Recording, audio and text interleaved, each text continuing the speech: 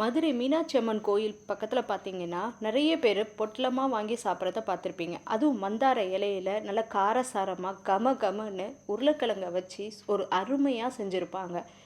மதுரை ஸ்பெஷலான கிழங்கு பொட்டலம் எப்படி செய்கிறதுன்னு பார்க்கலாம். மதுரை ஸ்பெஷல் பொட்டல உருளைக்கிழங்கு செய்கிறதுக்கு ஒரு குக்கரில் 2 உருளைக்கிழங்க 2ஆக கட் பண்ணி வச்சுருக்கேன். அதுக்கு தேவையான அளவு தண்ணி சேர்த்து 2 விசில் வச்சு உருளைக்கிழங்க வேக வச்சிடலாம்.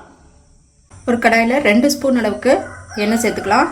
1/2 ஸ்பூன் அளவுக்கு கடுகு, 1/4 ஸ்பூன் ஜீரகம், ஒரு 1/2 ஸ்பூன் அளவுக்கு சோம்பு, பொடியாக நறுக்கின ஒரு பெரிய வெங்காயம், பொடியாக நறுக்கின ஒரு பச்சை மிளகாய், 4 பூண்டு பல், 1 இன்ச் அளவுக்கு இஞ்சி, இது எல்லாத்தையும் சேர்த்து நல்லா வதக்கிடலாம். வெங்காயம் வதங்கினோடனே 1 ஸ்பூன் அளவுக்கு பெருமிளகாய்த்தூள், 1/4 ஸ்பூன் அளவுக்கு மஞ்சள் தூள் நல்லா வதக்கிக்கோங்க. 2 ஸ்பூன் அளவுக்கு கடலை மாவு. இந்த கடலை மாவு பச்சை வாடை போகிறதுக்காக கொஞ்சமாக தண்ணி சேர்த்து வேக வச்சுக்கலாம்.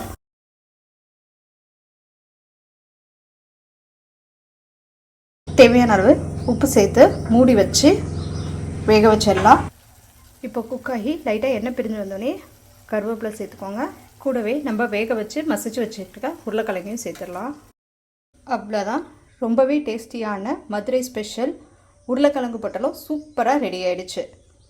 அன்போடு சமைச்சு அருமையாக சாப்பிட்லாம் வாங்க.